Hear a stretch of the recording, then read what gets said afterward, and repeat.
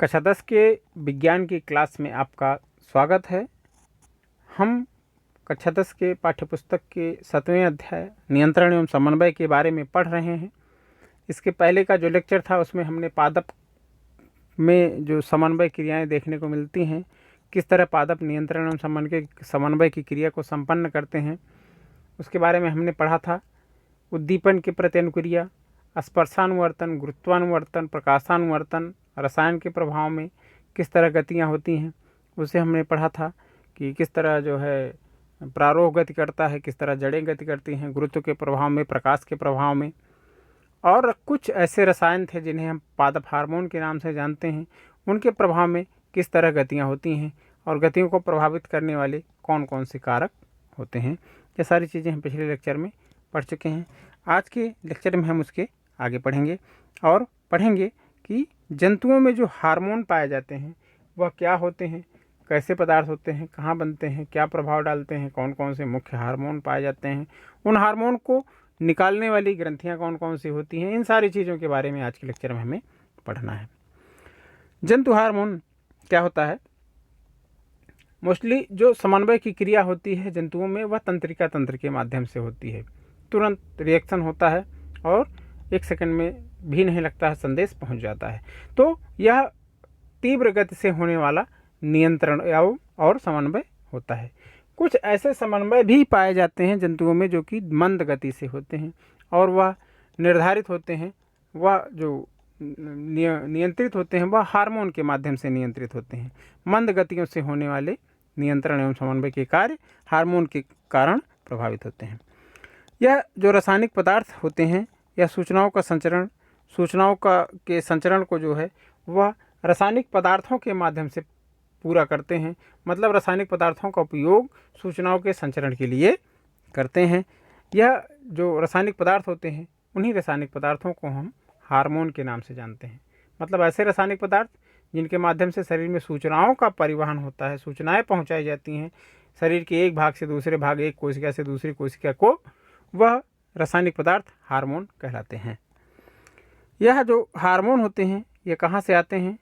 इनका निर्माण हमारे शरीर के भीतर ही कुछ विशेष प्रकार की ग्रंथियों में होता है और इन ग्रंथियों को हम अंतःस्रावी या बहिःस्रावी प्रकार की ग्रंथियों में विभाजित करते हैं।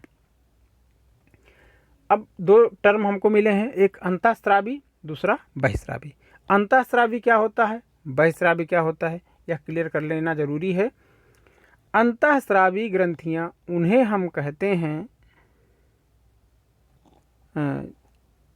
जिनमें से स्रावित होने वाला पदार्थ जो हार्मोन है वह ग्रंथियां अंतःस्रावी ग्रंथियां कहलाती हैं, जिनमें बनने वाला हार्मोन सीधे रक्त में पहुंच जाता है, उसके बीच में कोई नलिका नहीं पाई जाती है। ग्रंथ में निर्मित हुआ, सीधे रक्त में चला गया बनने के बाद आवश्यकता अनुसार। तो इस तरह की ग्रंथियों को हम अंतःस्रावी ग्रंथियां कहते हैं। लेकिन कुछ ऐसी भी ग्रंथियां होती हैं जो कि अंतःस्रावी नहीं होती हैं बल्कि बहिःस्रावी प्रकृति की होती हैं। उनमें क्या होता है, उनमें हार्मोन पहले बनता है, फिर नलिका के माध्यम से संबंधित भाग को पहुंचाया जाता है रक्त के माध्यम से। तो इस तरह नलिका के माध्यम से अपने हार्मोनल जो स्राव है उसको रक्त में पहुंचाने वाली ग्रंथियों को हम बहिःस्रावी ग्रंथियां कहते हैं, और जो सीधे रक्त में अपने स्राव को पहुंचा देती हैं जबकि उनमें कोई नलिका भाग नहीं लेती है, नलिका बीच में नहीं होती है, सीधे रक्त में पहुंच जाता है उनसे बनने वाला स्राव, तो उन ग्रंथियों को हम अंतःस्रावी ग्रंथियां कहते हैं। रक्त के साथ साथ जो यह हार्मोन होता है वह ग्रंथियों में बनने के बाद रक्त में पहुंच गया। रक्त के साथ यह हार्मोन संचरित होते हुए विभिन्न कोशिकाओं तक पहुंचता है और विभिन्न कोशिकाओं तक पहुंचाने का काम कौन करता है? रक्त करता है।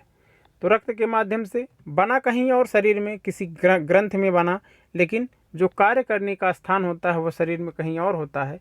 तो रक्त के माध्यम से उस कार्यकारी स्थान तक या उस संबंधित कोशिका तक, ऊतक तक वह रासायनिक पदार्थ या हार्मोन रक्त के माध्यम से पहुंचता है और शरीर में जो है वह अपनी क्रिया को पूर्ण करता है।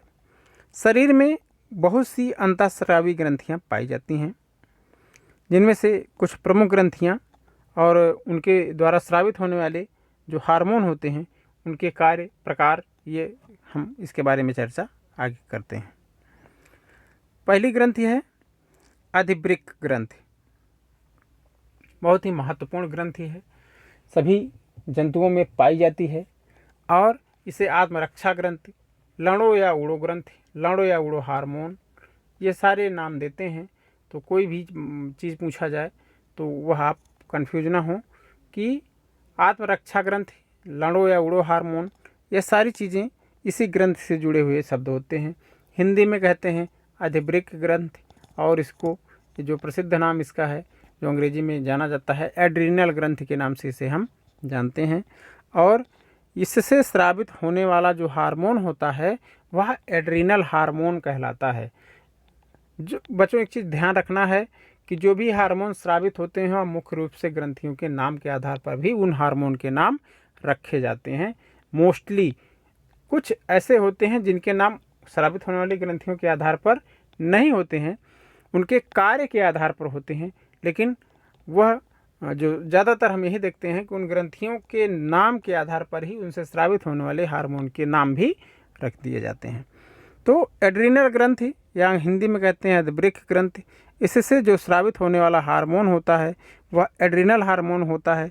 यह काम क्या करता है, जो जंतु होते हैं उनके शरीर को विषम जो परिस्थितियां उत्पन्न होती हैं उनके सामने, उनसे लड़ने के लिए तैयार करता है। कोई भी विषम परिस्थिति उत्पन्न हुई तो शरीर लड़ने के लिए तैयारी कौन करवाता है, एड्रीनल हार्मोन।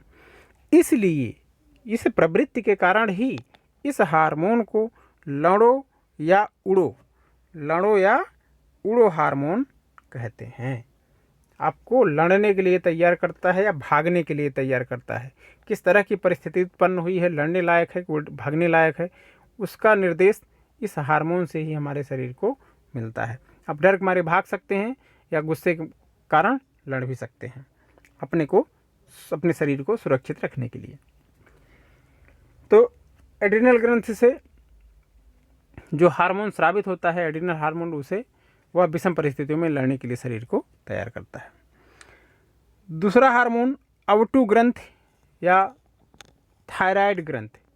अवटु ग्रंथि या थायराइड ग्रंथि से स्रावित होने वाला थायरॉक्सिन हार्मोन होता है। यह हार्मोन क्या करता है, हमारे शरीर में कार्बोहाइड्रेट, प्रोटीन या वसा, कोई भी जो पोषक पदार्थ बाहर से हम शरीर में भीतर ले जाते हैं, इन सभी पदार्थों को पचाने का काम, उनको जो पचाने वाली क्रियाएं हैं उनको नियंत्रित करने का जो कार्य है वह थायराइड ग्रंथि से जो हार्मोन स्रावित होता है वह करता है। उसी के नियंत्रण में यह क्रियाएं होती हैं और इस हार्मोन का नाम होता है थायरॉक्सिन हार्मोन।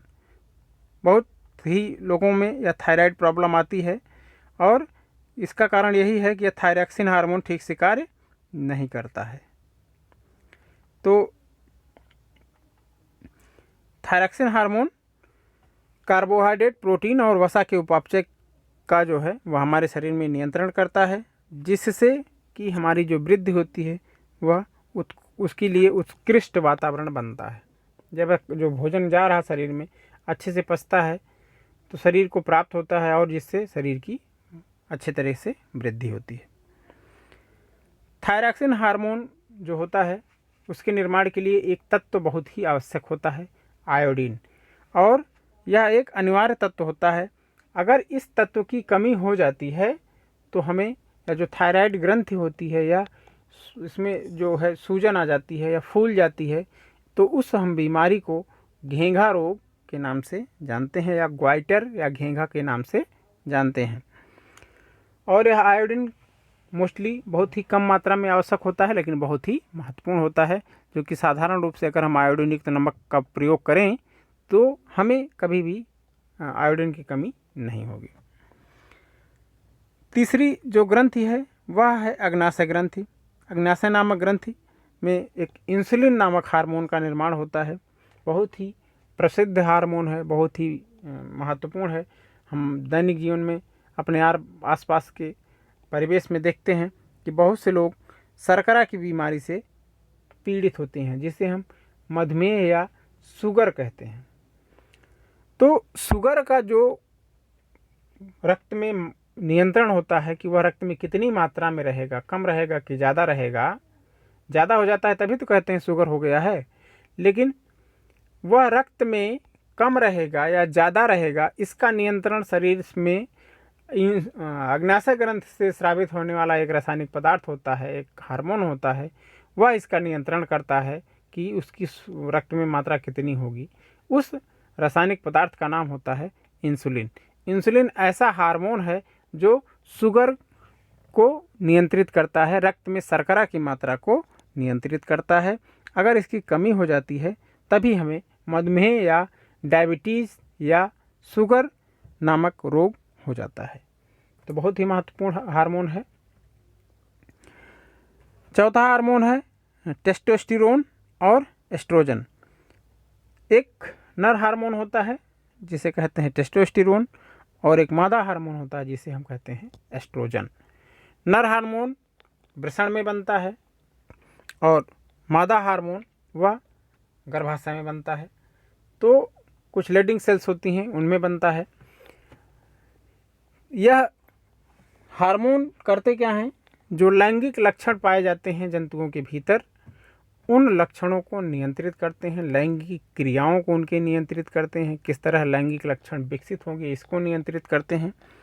तो समस्त तरह के लैंगिक लक्षणों के विकास को प्रभावित करने वाले जो हार्मोन होते हैं, नर में टेस्टोस्टेरोन होता है और मादा में एस्ट्रोजन होता है, जो कि उनके सभी लैंगिक लक्षणों को नियंत्रित करने का कार्य करता है।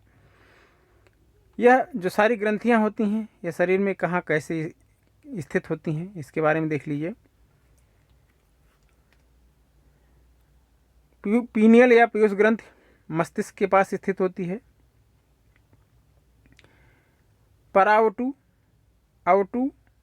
थाइमस ग्रंथि सीने के पास स्थित होती है। अग्न्याशय यहाँ होता है, अधिवृक्क ग्रंथि यहाँ पे स्थित होती है, वृषण।